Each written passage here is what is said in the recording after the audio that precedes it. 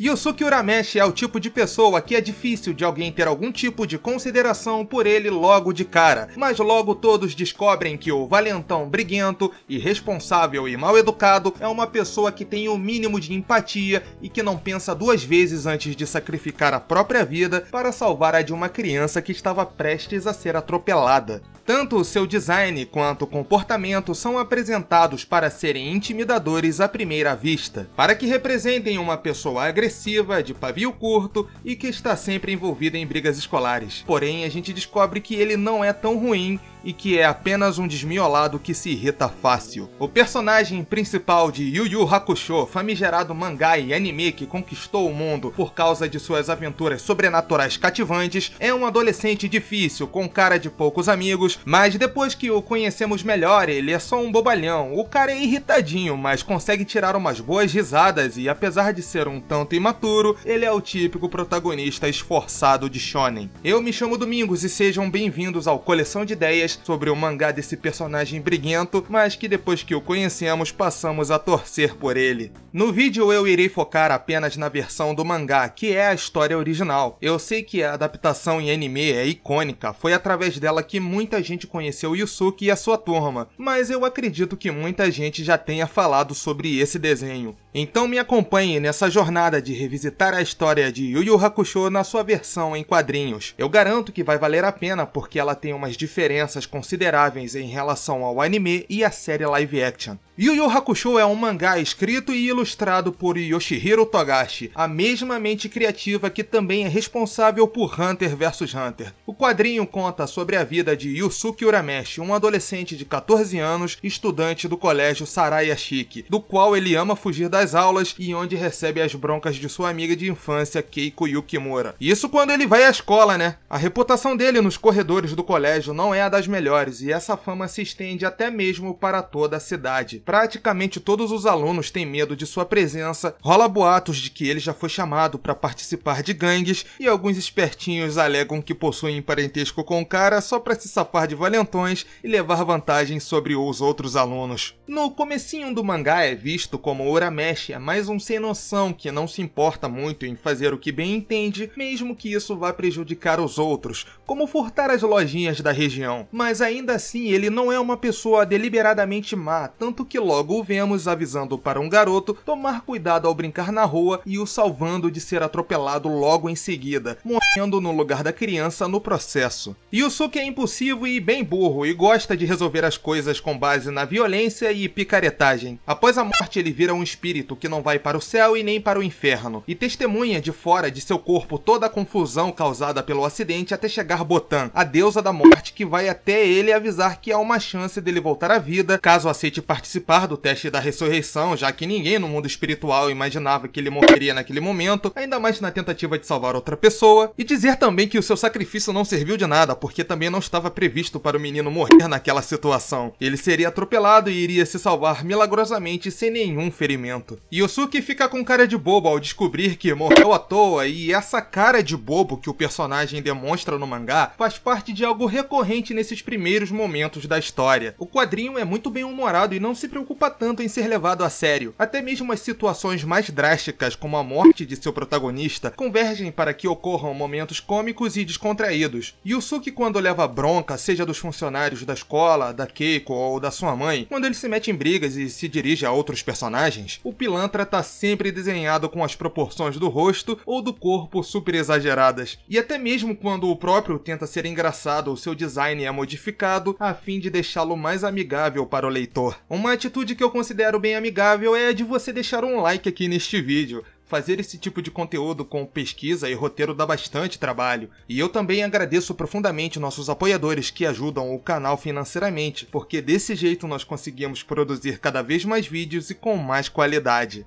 O começo de Yu Yu Hakusho consegue ser hilário, ver a rivalidade infantil que Yusuke tem com o Koabara, um desses valentões que fica no pé do Yusuke porque o protagonista foi a única pessoa com a mesma idade dele que conseguiu derrotá-lo, é engraçadíssimo. Esses dois são completamente idiotas e brigam pelas coisas mais triviais possíveis. No entanto, mesmo com toda a palhaçada juvenil desenhada para tirar umas risadas de quem lê, o roteiro do Togashi consegue ter umas passagens bem tocantes, a começar pelo Yusuke recusando a proposta da Botan de fazer o teste para voltar à vida, uma vez em que ele acreditava que ninguém iria sentir sua falta e que era melhor que ele permanecesse morto. Mas Yusuke muda de ideia assim que vê as pessoas no seu velório prestando condolências e a mãe do menino salvo por ele, explicando para o filho que o moço não acordaria mais. Até mesmo o Kuwabara aparece para causar confusão numa das cenas mais icônicas desse mangá, quando o rival de Yusuke chega ao local gritando e pedindo para o personagem voltar à vida, para que assim ele pudesse pedir uma revanche. Mesmo com a abordagem de temas como morte, bullying, luta e delinquência, a história do primeiro capítulo de Yu Yu Hakusho não deixa de ter leveza. Uma das decisões do autor foi introduzir o seu personagem principal com coadjuvantes dizendo o quão perigoso ele é e que o melhor a se fazer é ficar afastado dele o máximo possível. Mas quando vemos no mangá, as suas ações sempre têm um toque de humor para dar a impressão de que mesmo que ele seja um canalha, ele ainda é só um adolescente problemático com uma mãe que o ama, mas que é um tanto negligente no que se refere à criação do filho. E essas coisas fazem com que ele tenha apego ou até mesmo identificação com o leitor. Em poucas páginas dá para perceber que ele tem várias camadas. Ele é desobediente, mas prestativo, é ameaçador, mas também é brincalhão e se importa com os demais. No segundo capítulo do mangá, Botan guia a alma do Yusuke até o mundo espiritual para ir de encontro ao Senhor Ema, o juiz que decide o destino das almas no mundo espiritual. Chegando lá, quem está presente é Koema, o filho desse juiz. Ele é um baixinho invocado que toma as responsabilidades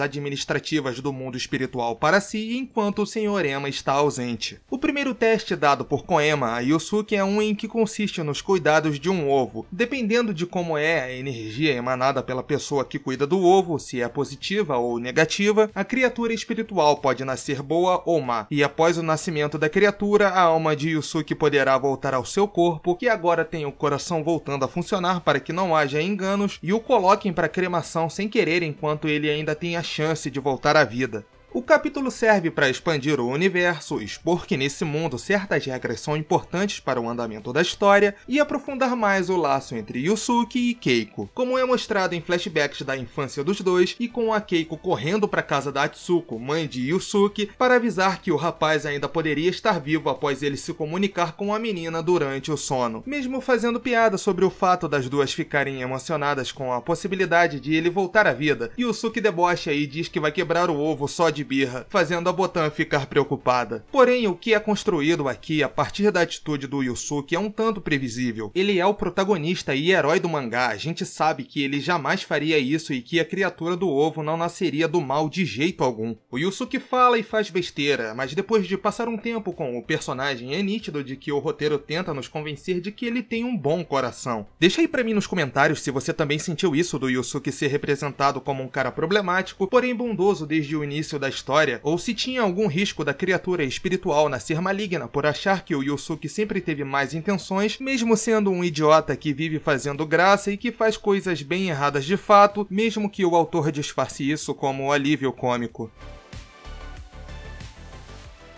No terceiro capítulo, Keiko começa a desconfiar de seu sonho e passa a cogitar a hipótese de que aquilo não foi nada demais, que não passou de um sonho ocasionado pela saudade do amigo, deixando o Yusuke furioso ao ponto de decidir encarnar sua alma no corpo de uma pessoa conhecida com alta sensibilidade espiritual, porque agora, segundo as regras do mundo espiritual, ele não pode mais simplesmente se comunicar com as pessoas depois de começar o teste da ressurreição, e a pessoa do convívio de Yusuke escolhida para receber seu espírito para que assim a Keiko fique convencida de vez que ele pode voltar é ninguém menos que o Kuwabara. Esse capítulo é bonitinho e tem algumas das cenas mais emblemáticas do começo desse mangá, com Yusuke controlando o corpo do Kuwabara, sendo expulso do restaurante dos pais da Keiko e tendo que entrar em brigas por estar no corpo de um cara que tinha acabado de arranjar confusão. É bacana que dessa vez ele se comunica diretamente com a sua amiga para que ela fique convencida de vez que há uma chance real de ele voltar a viver. Essa parte da história começa a demonstrar um Yusuke que dá mais valor à própria vida e preocupado com aqueles que ele deixou para trás. Agora nós começamos a ler o conjunto de capítulos que, até o momento da publicação deste episódio do Coleção de Ideias, nunca foram adaptados para uma mídia audiovisual, seja na série de animação ou no live action. O primeiro é sobre um menino preocupado com seu cachorro que está prestes a morrer e que sofre bullying na escola por ser tão sentimental em relação ao seu amigo de quatro patas. Yusuke se incomoda vendo que o menino Shouta não consegue se defender e entra em um dos seus sonhos, caracterizado de guarda do inferno, que ameaça levar a alma de Jiro, o cachorro, pra lá. Yosuke provoca o menino num teste de coragem que o faz pensar que foi ele quem fez a alma do cachorro descansar em paz no paraíso. Shouta agora vai à escola novamente e não tem mais medo dos valentões, já que conseguiu salvar a alma do próprio cachorro. Esse quarto capítulo é uma aventurinha bacana, mas não desenvolve muita coisa. Todas as regras aplicadas aqui já nos foram apresentadas previamente e as páginas dele expõem mais uma vez que o Yosuke, apesar de ser um idiota que sempre quer levar vantagem, é mais empático do que parece. E se quiserem que eu traga mais análises do mangá Yu Yu Hakusho, deixem suas palavras na área de comentários do vídeo.